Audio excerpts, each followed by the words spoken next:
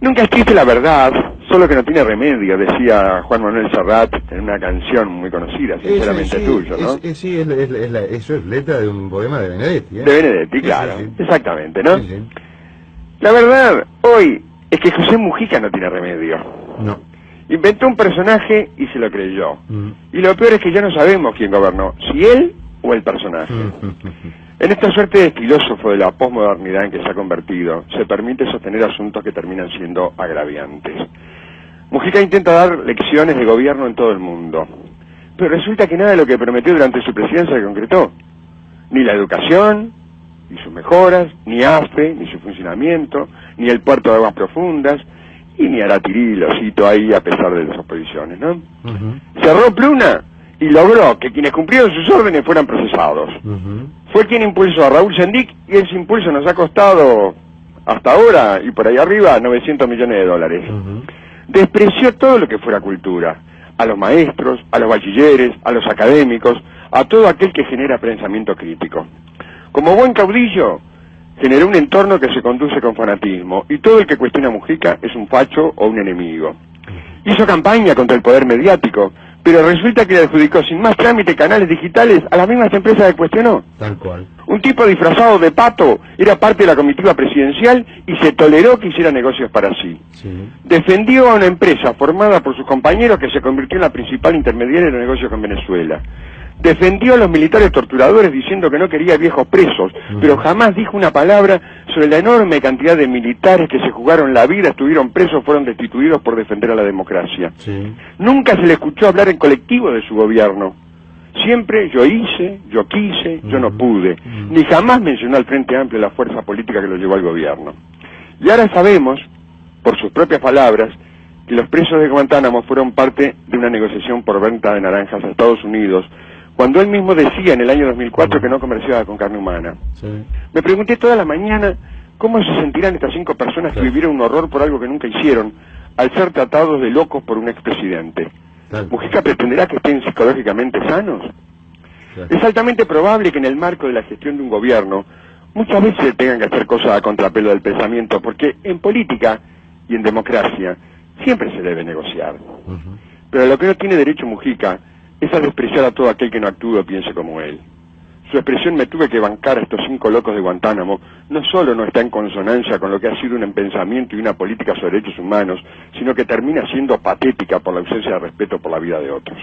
Finalmente, todos somos unos nabos, unos chorizos, no nos gusta laborar o somos unos locos. Y lo peor es que ese pensamiento mujiquista ha derramado sobre parte de la sociedad. Por ejemplo, quien cuestiona una patota gremial que actúa en Facultad de Derecho está pagado por alguien o al servicio de fuerzas oscuras. Nada dicen sobre 500 trabajadores que fueron expoliados por empresarios que tenían sólidos vínculos con el expresidente. Cuestionan que Damián y Opeirano tengan empresas offshore, pero nada han dicho por la offshore que tiene Miguel Brejner, este sí miembro del gobierno, para asegurar el futuro de sus hijos, según dijo. Algunos cuestionan que el FONASA devuelva dinero a trabajadores que pagaron de más, pero nada dicen sobre que la ministra Carolina Cose haya decidido exonerar del pago de un canon por $2,5 millones a la minera más grande del país, que además acaba de enviar a seguro de paro a más de la mitad de sus trabajadores. Exoneración que sería ilegal según el artículo 74 del Código de Minería.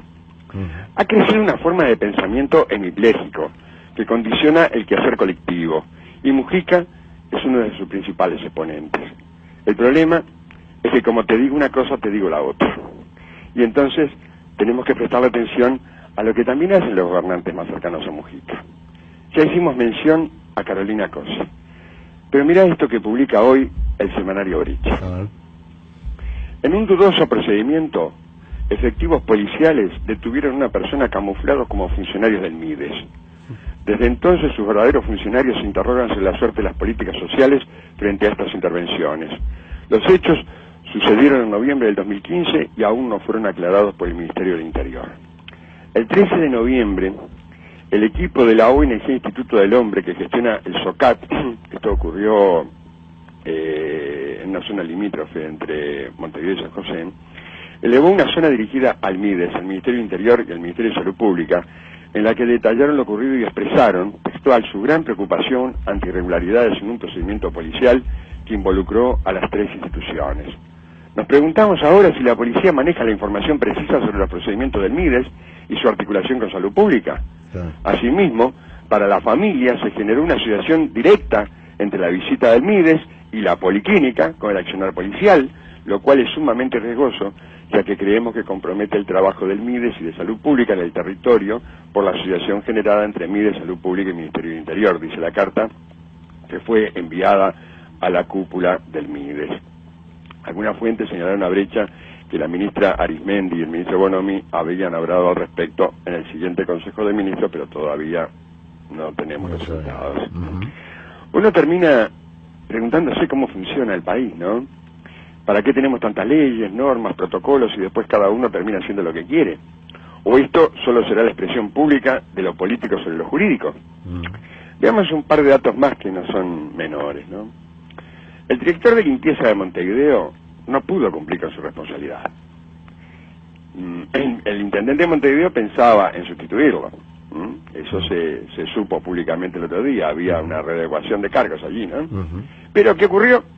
Se le otorgó un cargo de mayor jerarquía. Una directora de INAU de 33, ya les contamos esto, recordarán el año pasado, fue destituida por gravísimas irregularidades. Resulta que ahora el mismo INAU la contrata como asistente social en La Valleja. Increíble. Es cierto, Daniel, el gobierno fue electo democráticamente y tiene autoridad para hacer lo que entienda debe hacer. Lo que no puede pedir son aplausos.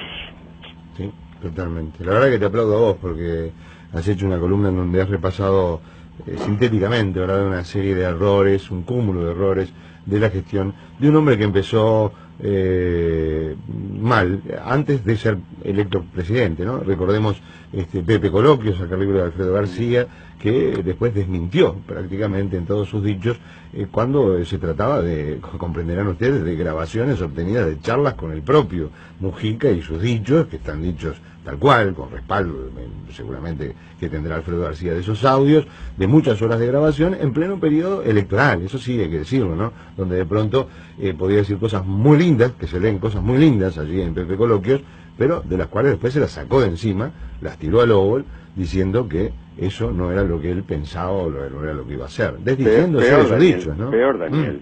Ha desmentido varias de las cosas que se publican en Una Oveja Negra al Poder. También. Sin embargo, lo está presentando en todos lados. Claro. Y están cobrando por lo menos este color. Es por demás curioso todo esto. Nos debe llamar la atención. Yo creo que no podemos cerrar los ojos a una realidad. Y la realidad es que Mujica hizo un gobierno que ya fue de alguna manera calificado por los ciudadanos, y se verá a futuro que lo que pasa si es que quisiera volver.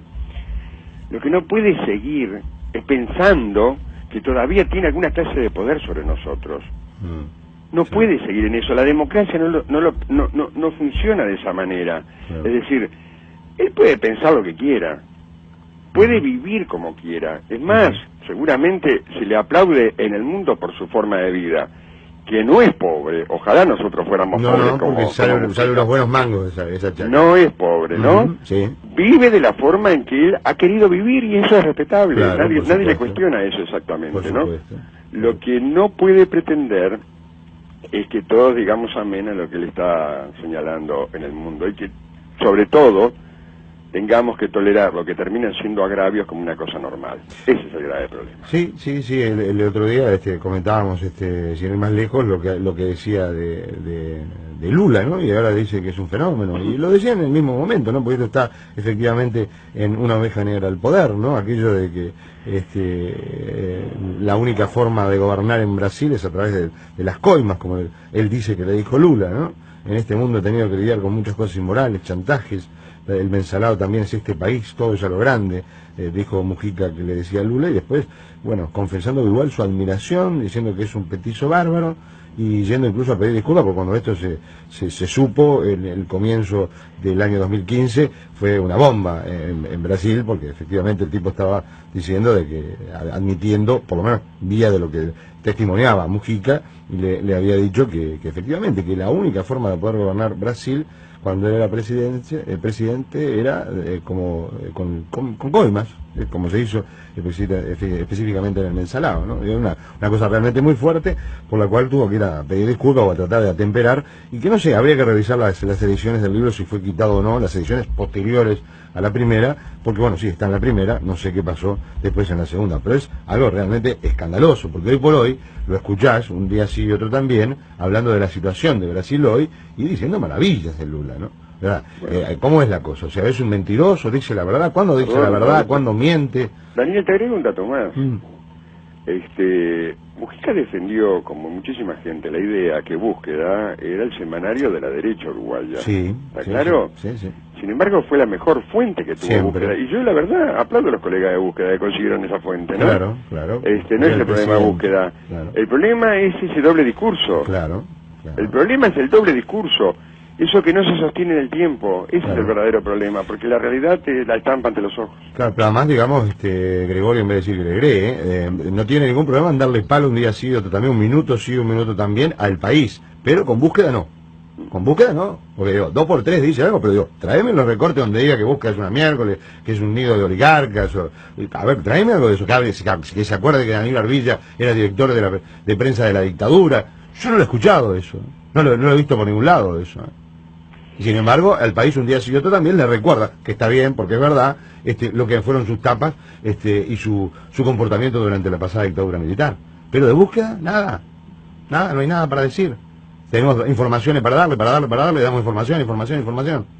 En fin, ya he dicho yo aquí, y es un hecho, no es una opinión, lo que fue su magra gestión como ministro de Ganadería antes de ser presidente, ¿no? Un país que hasta ese momento tenía gravemente la tercera parte de sus tierras productivas en manos extranjeras y que con su gestión, pésima gestión, pasó a tener la mitad de las tierras productivas del país en manos extranjeras. Es realmente indefendible, muy variopinto, muy lindo, un personajete de aquellos. Pero me parece que no va por ahí la cosa para presidir un país. Y concuerdo contigo, ¿no? No son pocos los periodistas que al día de hoy, cuando lo entrevistan, le dicen presidente. Sí, todavía queda... Es cierto, ¿eh? Es increíble. Es increíble, sí. Y parece que él se lo cree. Bien, Carlos, te mando un abrazo, buen fin de semana, nos reencontraremos el lunes. También para ustedes, un abrazo grande, un saludo grande a todos los oyentes, Cuídate, buen fin de semana. Hoy no tosiste, estuviste bien, no sé.